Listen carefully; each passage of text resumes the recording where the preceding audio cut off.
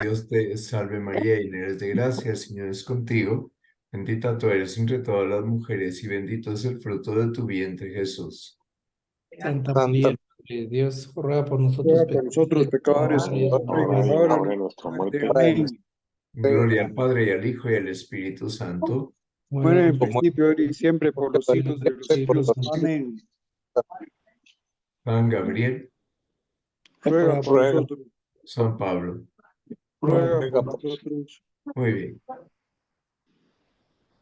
Entonces hoy vamos a hablar de las prohibiciones del octavo mandamiento. Y la primera de ellas, pues, consiste justamente en que, solo voy a corregir, aquí tenía un, bien, vuelvo a ponerlo en A. Ok, en falsear la verdad en las relaciones con el prójimo. Entonces, esta falsificación de la verdad se hace con palabras o también se puede hacer con acciones. Es decir, a veces sin ninguna palabra ya hemos falsificado la verdad y esa es una manera de expresar que yo rechazo comprometerme con la rectitud moral. Bien, como todos estamos naturalmente inclinados a conocer la verdad y a manifestar la verdad de palabra y de obra, pero esta inclinación se ha torcido por el pecado que hirió la naturaleza con dos heridas. Esto hay que tenerlo en cuenta. Primera herida, pues, es la ignorancia del intelecto, pero hay otra herida más en la voluntad, que es la malicia de la voluntad. ¿Qué quiere decir? Malicia es la deliberada elección de los medios para portarse mal. Bueno, en todo caso, pues como es la elección de los medios para portarse mal, por eso es que no podemos incurrir en este asunto porque, pues, si estamos eligiendo los medios para portarnos mal, estamos actuando de una manera equivocada. Bien, entonces tenemos que corregir esos desórdenes. La ignorancia del intelecto está corregida en el bautismo, pero hay que dejarse ayudar por la virtud de la prudencia. Y la malicia de la voluntad está corregida en el bautismo, pero hay que dejarse ayudar por la virtud de la justicia.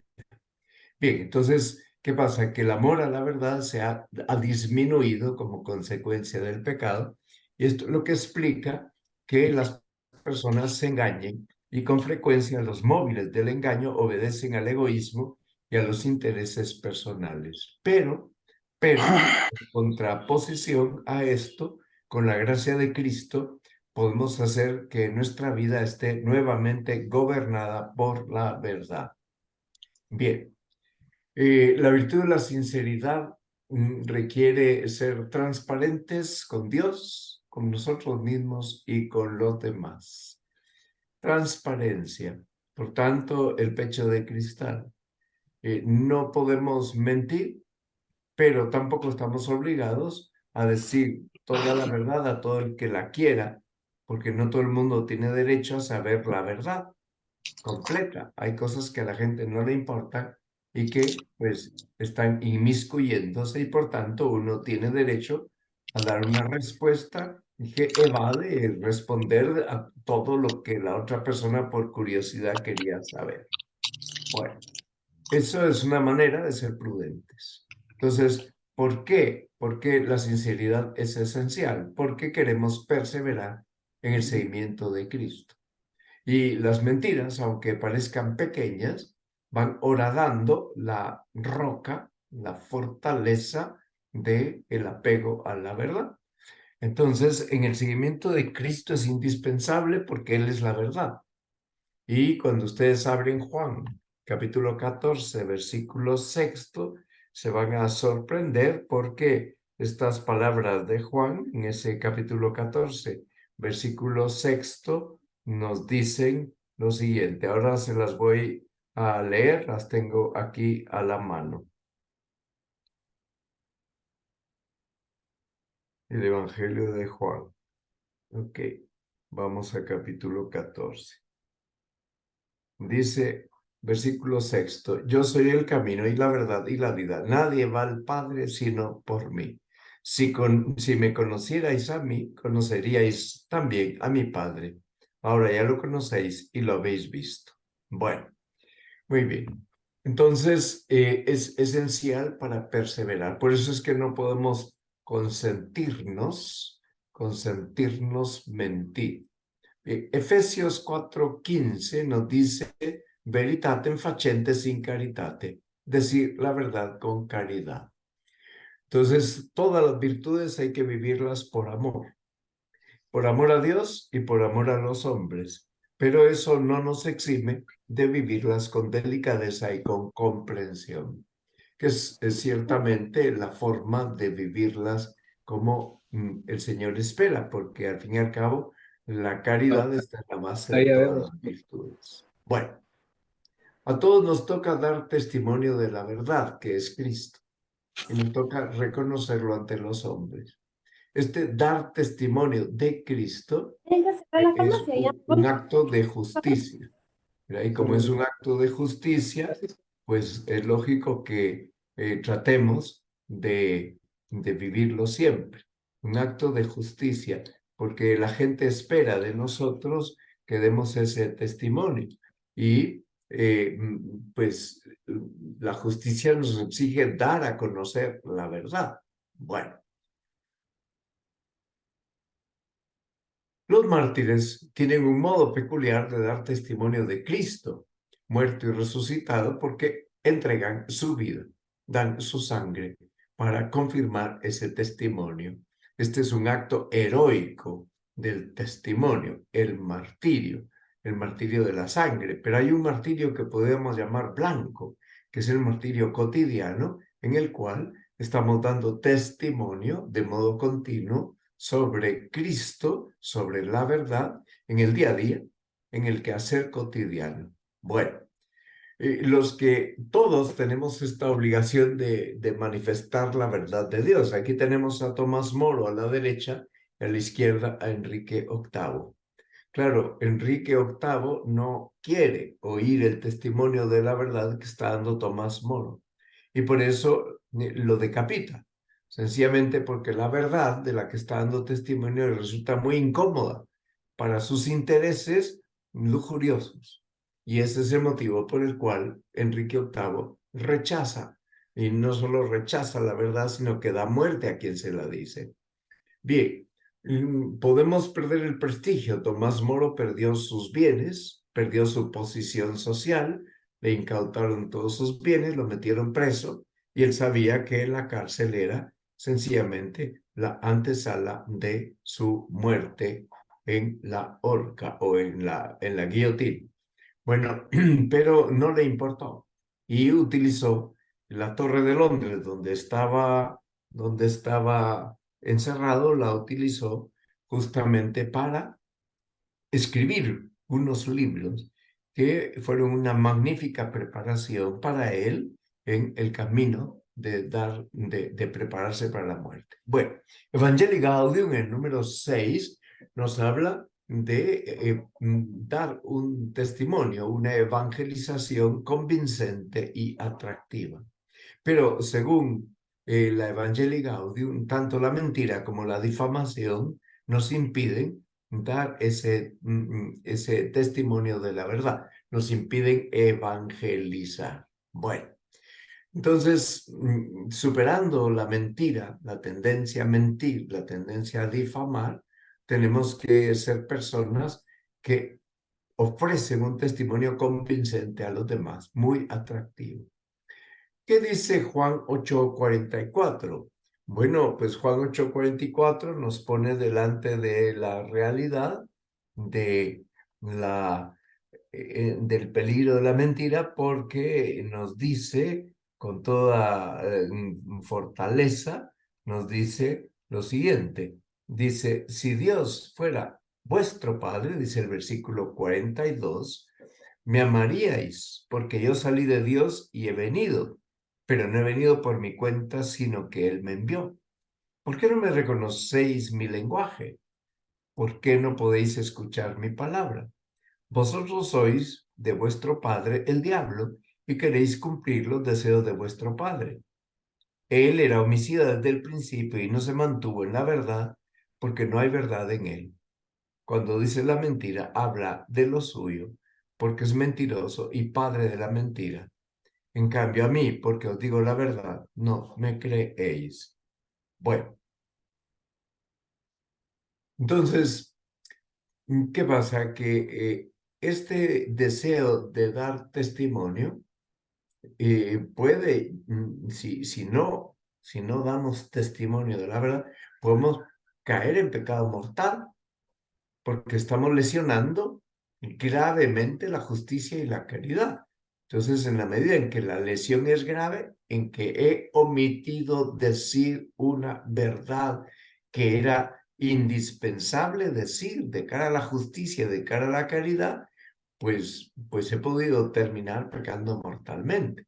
Piensen como Pablo VI, San Pablo VI, pues tuvo que pasar por la cruz, dijo muchas verdades y eso lo condujo a la muerte.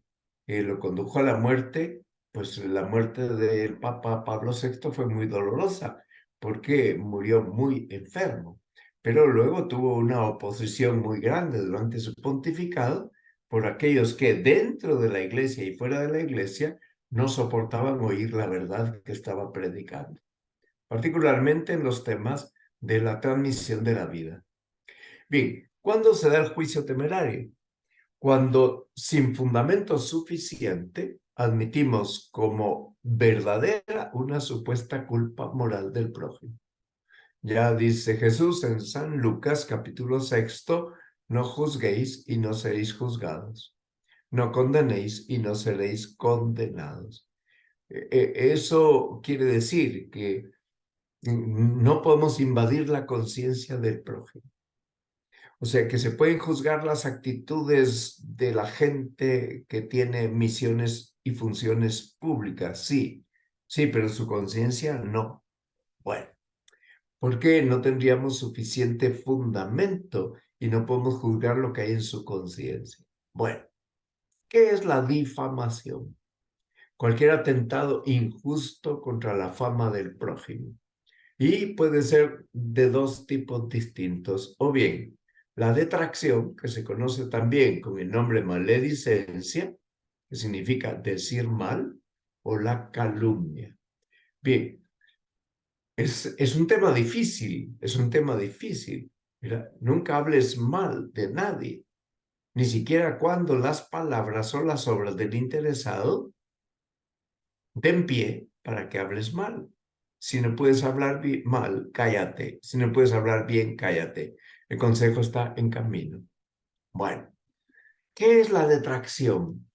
Yo puedo revelar pecados o defectos que realmente existen en el prójimo, pero si no hay una razón proporcionalmente grave, estoy cayendo en detracción.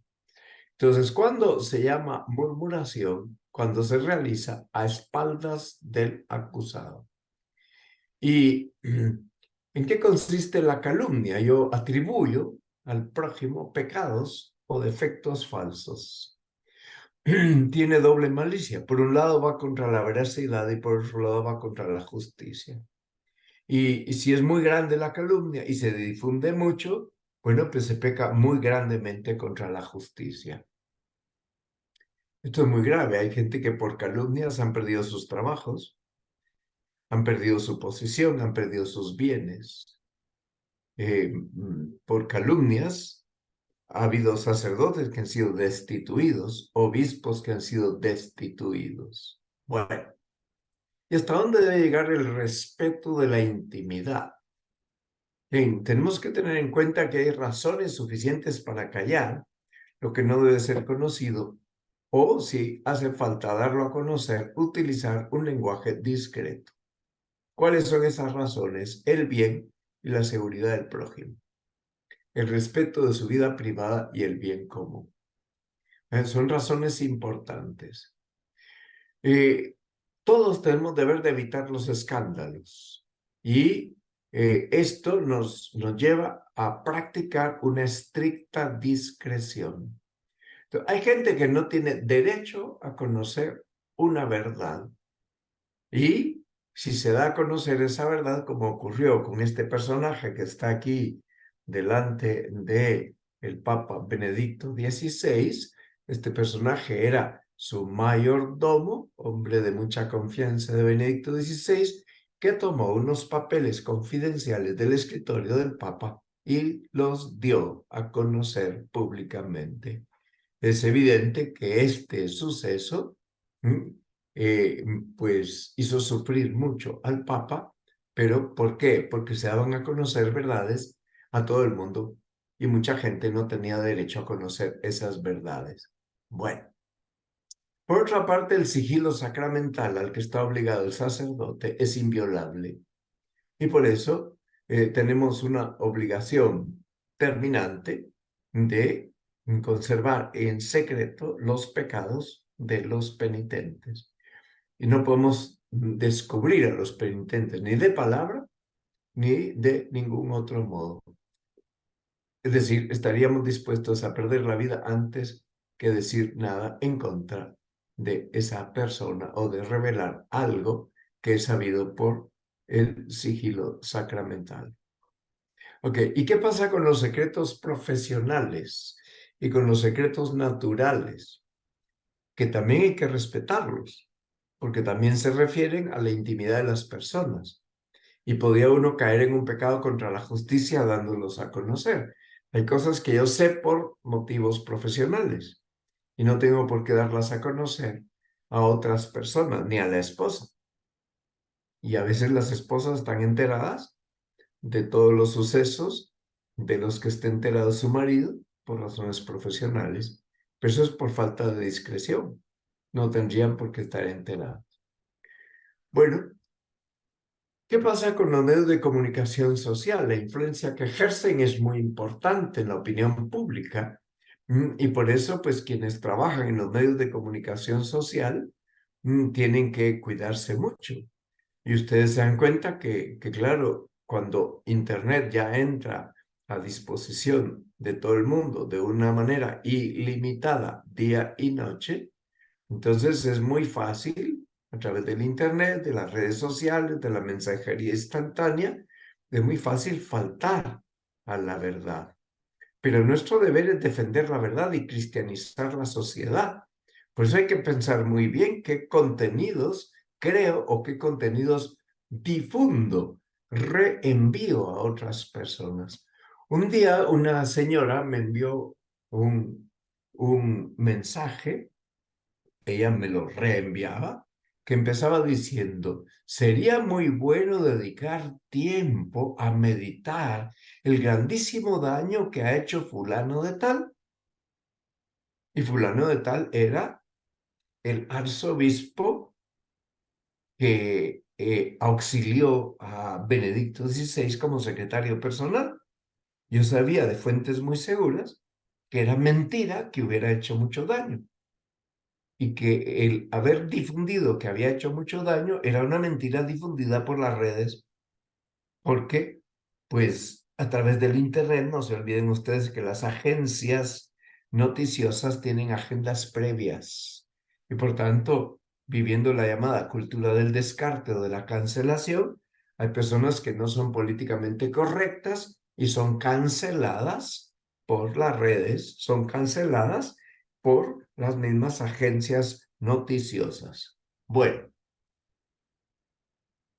yo le escribí a esa señora diciendo, mire, lo que usted está reenviando es mentira. Por favor, no difunda mentiras. Y pidió disculpas inmediatamente. No sé si quitó ese mensaje porque yo borré los mensajes de esa persona.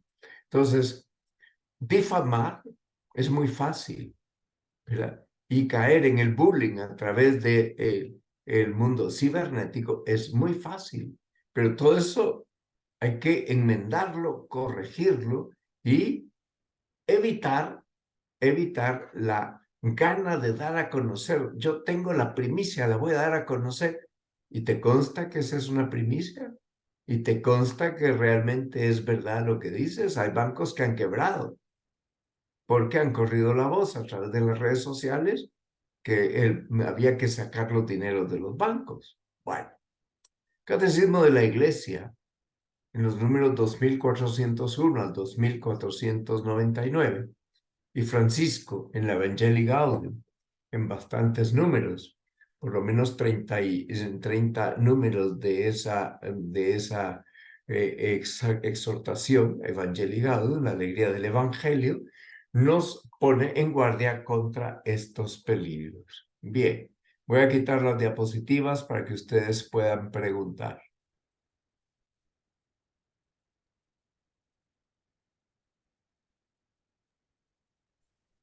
Buenas noches, don Mario. Buenas noches. Juan Iriarte, tus órdenes. Yo en cierta oportunidad, yo soy periodista, soy reportero. Eh, una vez un sacerdote, eh, una persona muy seria, me tuvo que decir algo y me dijo, te lo cuento para tu información, pero jamás lo divulgues porque esto pesa graviter honorata conciencia. Así es. Imagínese que para que todavía lo recuerde yo, eh, quién sabe por qué me lo contó el sacerdote, tal vez porque sabía que uno de mis siguientes reportajes iba a tratar sobre tales y tales personas. Sí, Y además eran, son o eran de la iglesia. sí. ¿Algún comentario sobre todo esto, don Mario? Sí, Eso por sí, irá eso es vigente, por muy supuesto. importante que los periodistas estén bien asesorados, porque muchas veces los periodistas, si no tienen una buena asesoría, pueden incurrir en este tipo de problemas, porque ellos tienen una gran presión de tiempo y una gran presión de conocer sobre muchas cosas. Entonces es fácil que a los periodistas se les apremie, por un lado desde las agencias, por otro lado desde los medios a los cuales sirven, para que se pronuncien sobre determinados asuntos. Y en ese sentido, pues tienen la enorme responsabilidad de cerciorarse si lo que están dando a conocer es verdad. Y también yo creo que conviene que los periodistas sepan encuadrar las noticias, porque si sencillamente hacen copy-paste de lo que les llega y lo difunden de una manera indiscriminada, lo más probable es que van a cometer un grave error. Gracias, don Mario. Bueno, Juan.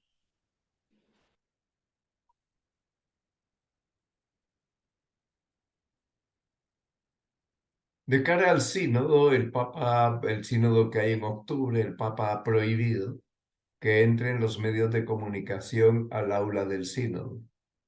El motivo de esto es sencillamente que existe el peligro de que haya muchísima desinformación. Bueno, tengo una pregunta que está colocada en el chat, ahora la voy a leer, perdón, está colocada, vamos a ver. Si la puedes decir de palabra, por favor, porque no la sé localizar en este momento. Creo que era Elmer.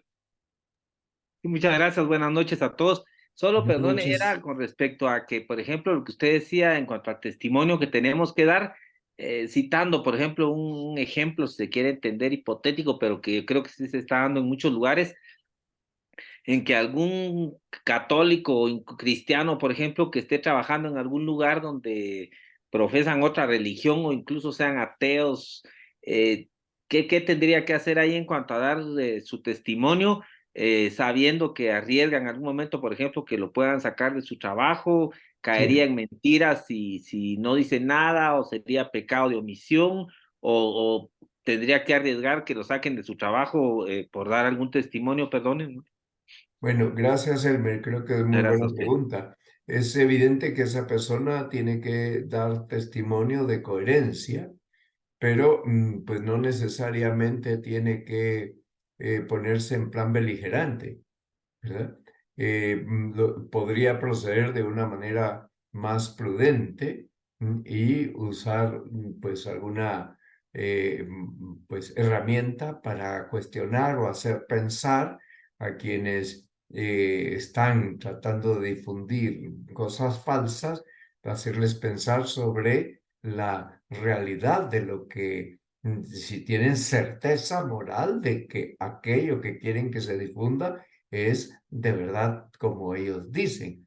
Entonces creo que hay muchas maneras de frenar, y una manera de frenar es cuestionar si están seguros. Y otra manera de frenar es decir, investiguemos un poco más, no difundamos nada sobre esto hasta que no sea clarificada la verdad, si es que es un medio de comunicación. Podría ser una empresa de otro tipo. El dar testimonio de la verdad no quiere decir ponerse a pelear con el resto, sino quiere decir que nuestra conducta hable de la verdad. Más en este momento de la historia en el que se requieren los testimonios, dijéramos, existenciales. O sea que la gente en este momento, más que a un discurso, a lo que le hace caso es al testimonio existencial. Cómo da a conocer con su conducta esta persona que realmente cuál es la verdad, por dónde vamos. Y eso ayuda muchísimo. Pero es indispensable, por tanto, que el testimonio no sea, dijéramos, un discurso que a lo mejor no van a entender, sino que vaya por la línea de una coherencia de vida que muestra a todos por dónde es que estamos y hacia dónde hay que dirigir la mirada. No sé si con eso te aclaro, Elmer.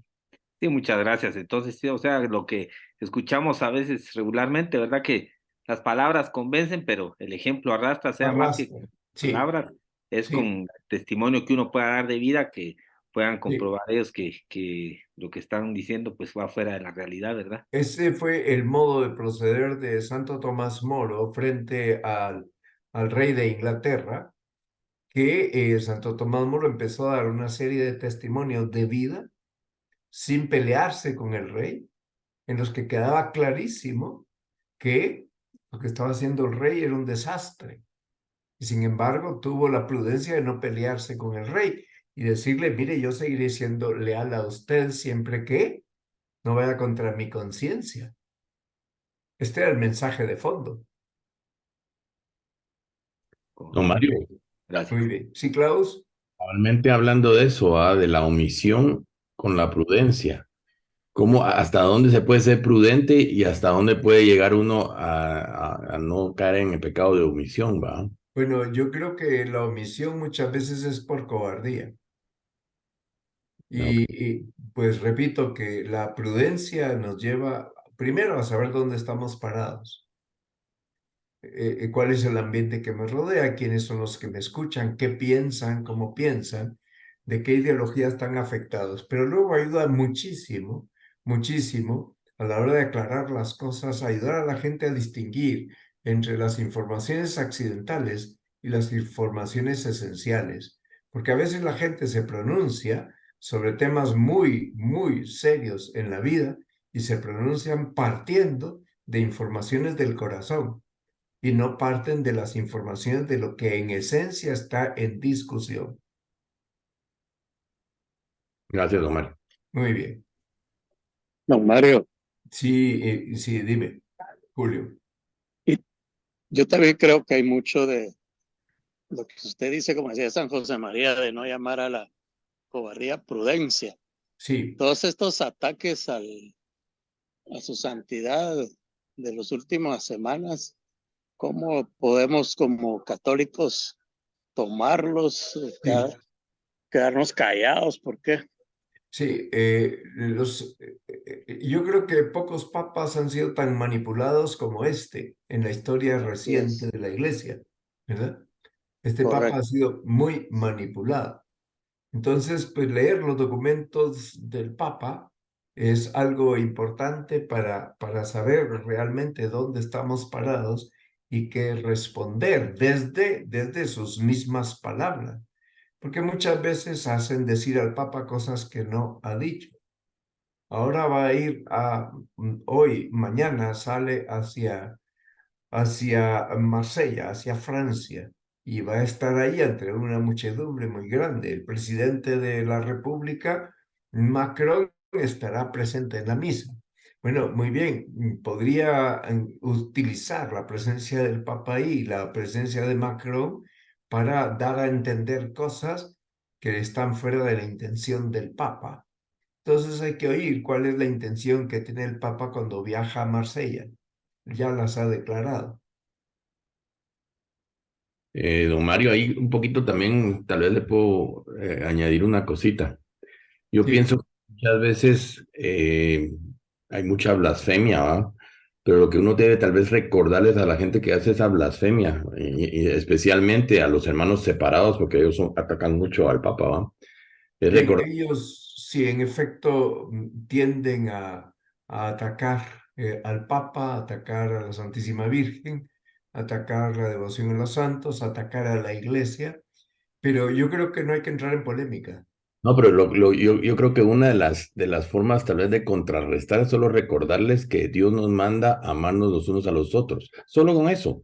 Ya ellos se quedan. Recordemos que no hay que dividir, sino que hay que unir. En efecto, por eso yo creo que siempre nuestra actitud es la actitud de mostrar la belleza de la verdad, más que la fealdad de la mentira. Y Correcto. subrayar esto y mostrar la belleza de la verdad no es tan fácil como señalar lo horrible de la mentira Es correcto. Gracias. o de la maldad. Ok, muy bien. Bueno, pues estaríamos terminando nuestra clase de hoy y eso nos permitirá pasar al noveno la próxima semana, si Dios lo permite. Muchas gracias. Rezamos el Ave María. Dios te salve María, llena eres de gracia, el Señor es contigo. Bendita tú eres entre todas las mujeres y bendito es el fruto de tu vientre, Jesús. Santa María. María, Madre de Dios, Dios, ruega por los pecadores, ahora y en la hora de ahora es la hora de nuestra muerte. Amén. Gloria al Padre, y al Hijo y al Espíritu Santo. Como era en el principio, ahora y siempre, por los siglos de los siglos. Amén. San Gabriel, Ruega Ruega por nosotros. San Pablo, ruega Ruega por nosotros. Santa María Esperanza, nuestro asiento de la sabiduría. Ruega por Que nosotros. tengan muy buen fin de semana. Que Dios les bendiga. Gracias. Gracias, don Mario. Un abrazo. Adiós. Pronto, gracias. Feliz noche a todos. Saludos a todos.